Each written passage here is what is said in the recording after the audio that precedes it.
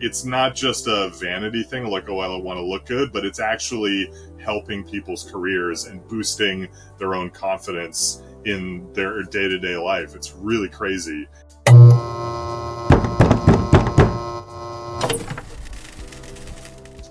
Welcome to Opportunity Knocks. I'm your host, Todd Patton, and I got a special guest today. Today we have the one and only Daniel Wakefield. Now, if you haven't heard his name yet and you're on LinkedIn, you know who I'm talking about. My man, you are all over LinkedIn. I love it. Appreciate it, man. And it hasn't been that long, right? First of all, I got to get your story. So you own Top Tier, and Top Tier Headshots has been around for how many years? 3.5. Going on 4 years. And your backstory, I've heard briefly. You and I, through 6 Degrees, you kind of told me your story. But I want you to take us back to the beginning. So when did you get started? How did you as a teacher, right? Yeah, so high school science teacher. A little bit of a different career trajectory there. In South Florida? No, so I'm from Canada originally, so I was teaching up there. Had some teaching opportunities down here, and so I got into photography as a hobby. I was doing wildlife and nature photography for fun. For my own personal benefit. So you're a teacher in Canada, and just as a hobby would go on the weekends and take pictures? Yeah, so it actually more started once I came down here. Okay. I had a camera, didn't really know how to use it. Went off to there was just wildlife that I always wanted, like alligators and, all the South Florida stuff that I was like, I'd love to photograph this stuff. And just was really bad at it. At least I didn't have the learning. I didn't have the knowledge. And so it just kind of pushed me to be like, well, the reason I'm doing this is because I love the wildlife and I want to have great memories to look back on. Just seeing this wildlife in nature, want to be able to capture that in a way that's just a really cool memory. It, takes me back, so to speak. Sure. And so it really pushed me to start learning and growing and just kind of on my own. Wasn't really, wasn't planning to make any money doing it. It was just purely for me. And when you say on your own, Daniel, are you talking about literally YouTube and going and saying, how do I take pictures? So I had an initial guy who was a friend who does photography, kind of a business on the side type of thing. He's a police officer, but then just does, photography for people on the side. And he taught me a few things at the very beginning, and then it just kind of blew up, and my curiosity was super piqued, and then I was like, well, how do we apply this to wildlife and all this stuff? Now, so, at this time, just so I can get a reference, you're in South Florida teaching here in South Florida, and what school? So it was actually more church related. So I was part of a church down here, still am. I had some teaching opportunities there. My wife was working as a nurse, and so I was doing that, and then just kind of when I had a chance, going out into the Everglades, finding stuff, taking pictures, like, okay, how do I get better? Following other wildlife photographers on Instagram, like, how do I get my stuff from where I am to where they are, at least in terms of the technical side of things, and then ended up getting published in some books and magazines eventually with it. So wow, and that's when you were doing it not full time. Correct, And then when was the 3.5 years ago when you decided I'm going to go? And that's a big move. So I started to do a little bit of people portraits on the side, just make a little extra money on the side, and was doing like some family portraits and some high school senior photos and stuff like that. And, make $200 here, $300 there. But started to really fall in love with photography itself as a creative medium, and also just became interested in, I wonder if I could do this as a career. I knew that I didn't want to be a wedding photographer. It just wasn't my thing. And, but I didn't really know how else to break into it. And I'd never had a lot of success, monetizing my wildlife photography. And so I was just like, well, let me just kind of keep it on the back burner and just keep it in the back of my mind. And, ended up reading a book by a guy who became a mentor about how he turned his kind of side hustle of photography into a profitable full-time career. Who's that? What book is that? So his name is John Meadows. He's in DC, and he does headshots full time. It's like a little ebook that he wrote called "Making Bank with Photography." It was just like 7 principles about like how you should set up your business in order for it to be profitable. Because most photographers, I'd say the vast majority of photographers, don't have super profitable businesses. Mm-hmm. It's more of a side hustle, or they try to go full time, but it Or doesn't a work passion, out, or they're just not or just a making money passion. doing it. Yeah. So I got connected with him and John Meadows. John Meadows. Yeah. So he's up in DC, and he was like, you reached out to him? so we actually have a mutual friend. Oh, that's amazing. So I reached out to him and was like, hey, I was wondering if I could hop on like a Zoom call with you and just like pick your brain about some stuff. Okay, you got to stop right there. Yeah. You got to stop, because this podcast is called Opportunity Knocks.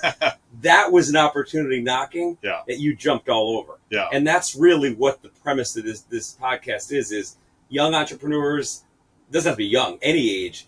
You're kind of, you don't realize how many opportunities come knocking. You identified it and you took action. Yeah. I love it. So I had actually, kind of part of the story was I actually tried to start a photography business before Top Tier Headshots, and it failed. It never went anywhere. It never took off, never got off the ground. And I learned a lot of lessons from that. Sure. But following that is when I read John's book. And I read it in one sitting, a fairly short book, but still read it in one sitting. And I went and said to my wife, I think we could do this. Like, I think this is like a missing piece of what was not there during the first business. Was he bringing a marketing element to something that you just didn't have? You weren't doing it before? It was a business structure in terms of like, how to do pricing, or how to like goal set, or, just some different high level things. And it was just things I'd never even considered before. And so that was the impetus to reach out to him. We were already connected on Instagram, and I reached out to him and just said, is there a chance we can chat? So I paid him to hop on a call, because I'm like, I'm trying to start a business, so let me invest in this. Do a 30-minute hour call. Yeah, an hour-long call. And one of the main things he said was, if you're going to do headshots as a business, you have to join this group called Headshot Crew, which is run by a guy named Peter Hurley, who's in New York City. He's widely considered to be the best in the world when it comes to headshots. He's been doing it for decades. Is this like a networking group? Not. I mean, I guess like it kind of it is, but it's a membership. Yeah, you pay a fee, and when you join the group, Peter teaches you how to take world-class headshots. And he's really brought this element to the game that has really changed the game. And that's really the kind of photography that I've brought here to the Fort Lauderdale area to just really help my clients elevate their image. And so that getting to learn and study under Peter just took my photography game to the next level. Awesome. And you mentioned South Florida doing it. I've talked to a lot of people that have had headshots by you. What they tell me and the way they describe it is you make them feel very comfortable and you keep it loose. Like they laugh, they're having fun. It's almost like an experience, right? Yeah. Is that what you're trying to bring? That's exactly it. So there's a technical side of it with the lighting setup and the camera settings and some different things there that really elevate the look of it. And kind of what I describe is like the difference between a JCPenney headshot and the cover of Forbes magazine. They don't look the same. No. And so what I'm trying to do for my clients is like, hey, I want to help you be ready for any opportunity that comes your way. And if Forbes magazine comes knocking, I want you to look ready with your headshot. And a part of that is being fierce, right? Yeah. Because that's when I see your photos, I think of everybody looks like they're ready to take on the world, you know? I call it a confidence with a hint of approachability. Yep. So you see like maybe a headshot on a billboard, like an attorney billboard, and they look like mean, like we're gonna like destroy you in court or whatever. And to me, not approachable. It's not approachable at all. Yeah. And so I love this look where people are just really expressing their confidence, but there's a little hint of warmth and energy and approachability on their face that are like, this is still a great person to talk to. And how do you get that out of a picture? Do you do it? Is it a little smile? Is it in their eyes? Is it all the above? It's sometimes I can coach people into it directly. I can just tell them what to do with their face because I know how to get there, and they're able to get there. Sweet. But sometimes the best one is I've found a magic spot after people laugh.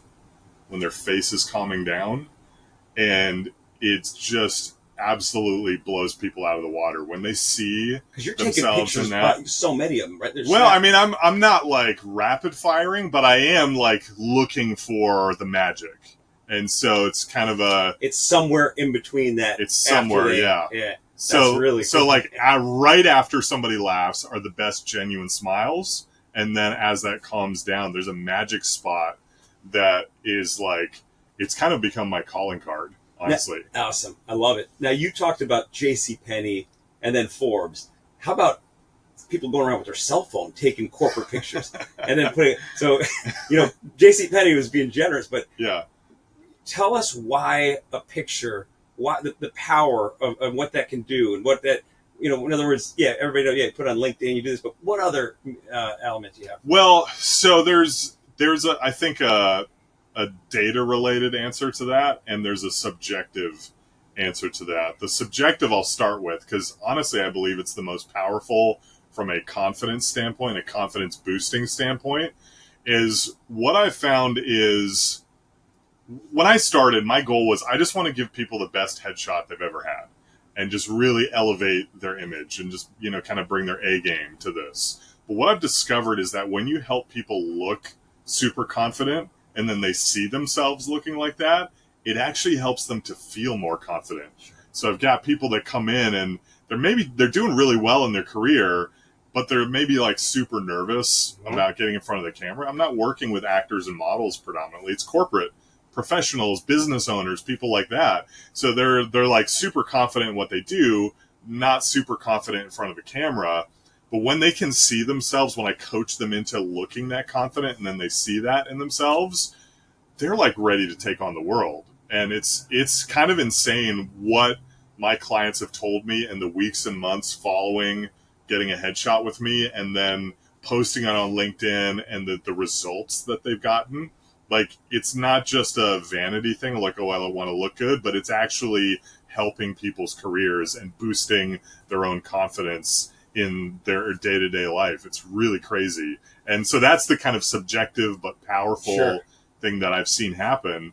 The other thing is that LinkedIn did a study that showed that if you have a great professional headshot on your profile versus like a selfie or no profile picture at all, that people are 14 times more likely to visit your page. 14 times. And that's real data. There's awesome. A study that's referenced. I've got a link to it that I can share with people. That's awesome. But it's real data. Heck yeah. So it's like, okay, do you want it to be a selfie or like no profile picture, or like you were at a wedding and you cropped and you've got the bow tie type of thing and it's very grainy because you didn't have the full image. In the background. Or do you want to look like you're ready for the next big podcast or the next big magazine feature, or look like you're ready for, Forbes list or whatever? A professional. A professional. Yeah. I'm embarrassed to say this, and I'm going to be vulnerable here. All right. This is bad. I'm embarrassed. But I'm going to put this up because it's going to be funny as hell and you're going to laugh your ass off. And you're probably going to be making fun of me every time you see me for the rest of our lives. But about 8 months ago, somebody was telling me a story in a car. We were actually in an Uber driving to the Hard Rock. And they were telling me that they got this. They went to a conference and they had this AI photography headshot done. Yeah. And my dumbass goes and spends $50, $40, whatever it was. Right. You're going to laugh when you see this. I mean, I look like a cross between like Chris Rock and The Rock. I mean, it was so bad. It was so embarrassing. But I just want to settle that now. If anybody's thinking that AI is anywhere, no, you got to. Part of it's the experience too of going through that. Can I comment on that quickly? Please. Yeah, because I think that the reality is, that AI is getting better with what it's doing all the time. So I think that if there's photographers who are like, oh, it looks bad if somebody had an extra finger or whatever, the reality is it's going to keep getting better. Sure. So I think that that's something that we all have to just, be aware of and acknowledge. But at the same time, I just see this really big push in the business world for the importance of authenticity in how we present ourselves. True. And that, we're all flawed people, but we're showing up we're crushing it anyways. And I love that, man. regardless of how good AI gets, point number one is that it will never be authentic, because it's actually there. Not only is it like taking a picture of you, but it's actually taking pictures of other people to make the finished product. Yeah. So it's not 100% you, No. and it will never be. It's unauthentic as you can get. But then the other thing is that, and I heard somebody say this, and I remembered, I tucked it away because I thought it was so good. They said, I don't want to have an AI headshot because I'm human and I'm not that perfect. And I just thought, wow, what an honest, authentic moment to say, you know what? I have flaws, and I have things that I'm working on and I'm growing and developing. I'm not perfect, and that's okay. And I just thought that was such a powerful moment of authenticity.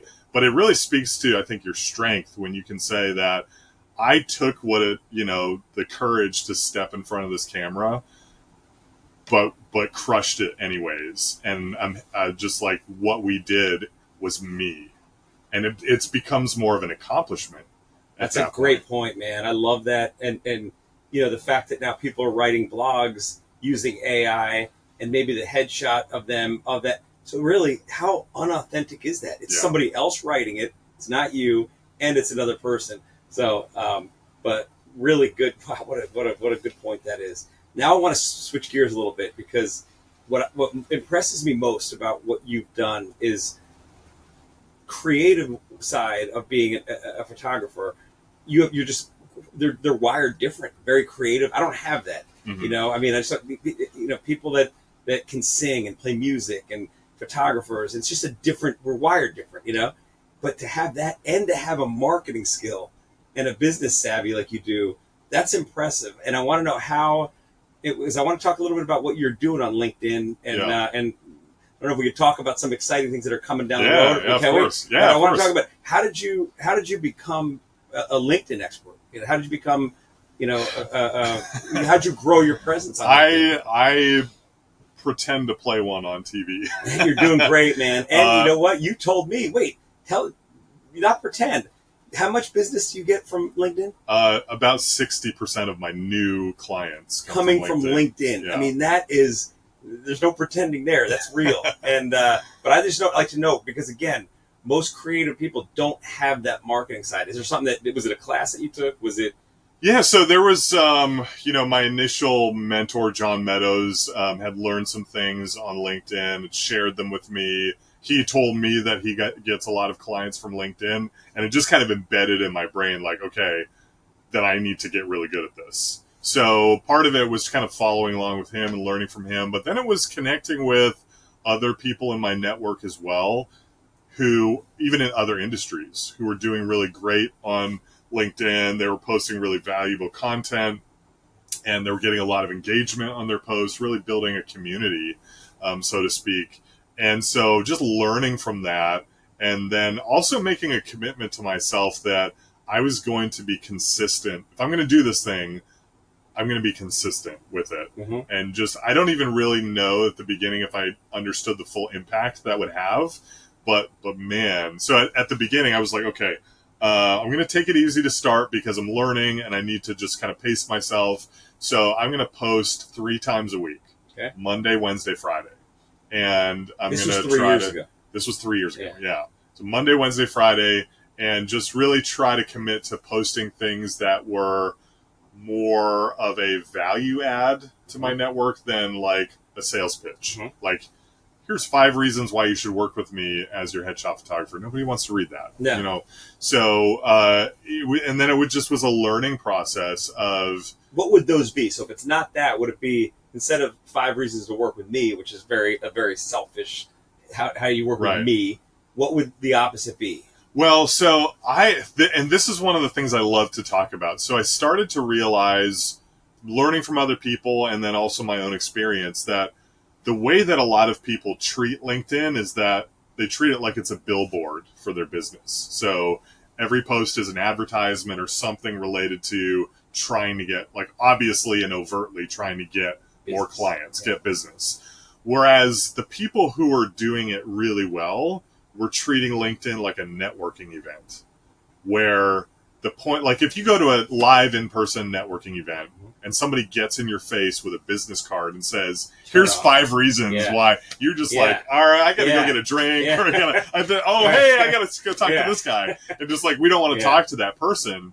And I think we've all met people like that at networking events, but they're usually the people we avoid because it's like it's all about them and what they can get out of it. But so the people on LinkedIn who were doing it really well were posting things that added value to their network. So they were talking about, maybe it would be things in their industry that, you know, people should know about just to kind of be aware. And like, even if you don't work with me, here's some things that you should still know if you're looking for services in this industry. Or it would be, you know, if they're building a business, they're an entrepreneur themselves. Here's, you know, maybe obstacles that I've overcome, and these are the things that I did. So that's interesting. So you're not talking anything about photography. Correct. You're talking about business owner. So you're talking about, hey, there's some. So it's basically a selfless. Like, you're not looking at it as, this is for my headshot. I'm looking for head. No, this is about, you're a small business. Here are some challenges that I faced, and here's how. And that's kind of with the podcast, with why I'm doing this is, even, by the way, just a few things that you've said right there are so valuable to small businesses, to cut that up and to use that. Now, my mistake, I believe, and again, I'm going to learn a lot from you on this, is I'm just posting the content from my podcast right now. I'm not doing anything else. I'm just taking the podcast, cutting it up, and posting that. But having other things. So talk to us about, because I want to know, and of course I want everybody who's listening to this to know it. Talk about when you come to LinkedIn, you have that strategy. We're clear that it's not about you. I totally get that. It's not about you trying to get business. It's about how do you give value? How do you become a resource is ultimately what you're saying. Right. How are you a resource, in this case, to small business owners? But is there a formula? And we talked about 3 times a week 3 years ago. How many times is it now? And then what is there, like a 80% of this should be this type of thing? Yeah, I mean, I've definitely given that some thought. So right now it's minimum 5 days a week, so every weekday, and sometimes on Saturdays. At least one post. Basically just one post a day. Okay. Because I think you can overdo it, and I think from what I understand of the algorithm, it's better to just do one post a day, or no more than that. But then, so one post a day. And then in terms of categories, I like to think about some different broad categories of, you know, a helpful exercise is to think about, when you find a YouTube channel, what makes you hit the subscribe button? Because we all watch YouTube, you know, videos where we watch the video and then we leave and we don't hit subscribe. What would make you hit the subscribe button? And I kind of boil it down to 2 things. Either it's entertaining, and you want to see more of that entertainment, or it's helpful. You're learning in some something. way. You're learning something, or even better, it's both. It's you're learning something and it's entertaining at the same time. So, how can I apply that to my LinkedIn content strategy? What can I post about that would make people want to follow me, that has an entertaining element to it? It's fun to listen to. It's insightful, and it's helpful. People feel like they're learning something, they're engaging with it, they're getting value out of it. So that's kind of the overarching thing. But then, like, different categories, what can we post about? I do post my work. I post headshots, but I try to make the post about that person and giving that person a shout out, and like, here's, you know, so-and-so, and this is what they're up to, and you should really go follow them because you're going to find a lot of value in doing that. And that goes back to what you said previously, which is not about trying to sell any product. You're basically doing the opposite. You're saying, I want to be a hype man for my clients. Exactly. You know, and so put the spotlight on them. Love it. So there's that. That's one thing. So if you can show your work and find out ways to highlight either your clients or vendors that you work with, or other, you know, colleagues in your business, people love that sort of, like, I don't want the spotlight on me. I want it on them. They're doing cool stuff. Let's give a shout out to them. And so that's something that I think if you can do that with your work, then and somebody commented recently on one of my posts that like, thank you for sharing all these people. I've met so many interesting and amazing people and inspiring people because you give them shout outs on LinkedIn. I was like, oh man, that's awesome. I love hearing that. Great. So that's something. And then we talked about kind of the entrepreneur, you know, no matter where you are in entrepreneurship, you've probably learned something. Mm-hmm. And you're probably learning something all the time. It's kind of a pretty steep learning curve, you know, all the things you've got to learn to run a business. Well, talk about it. Talk about the process, what you're learning. If you've overcome obstacles, it's guaranteed that other people are facing those same obstacles and will really resonate with that content. And plus, I think it just goes back to that authenticity of like, do you want to follow a CEO of a company who's like, everything's perfect all the time? It's the polished plastic. Which 90% of that is out there. A lot of that stuff is out there.